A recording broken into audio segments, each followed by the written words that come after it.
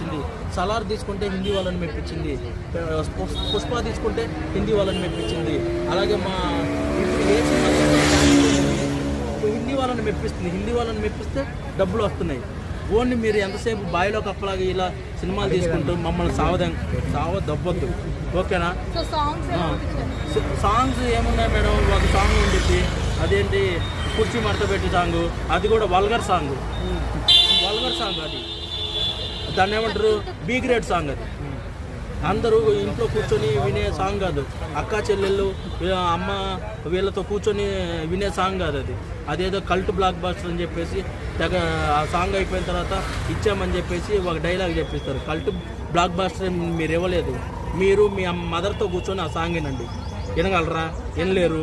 అది cult block buster ఎలా అయింది? మీ మదర్తో కూర్చొని మీరు వినలేరు, అలాంటిది కల్ట్ బ్లాక్ బస్టర్ ఎలా అయింది?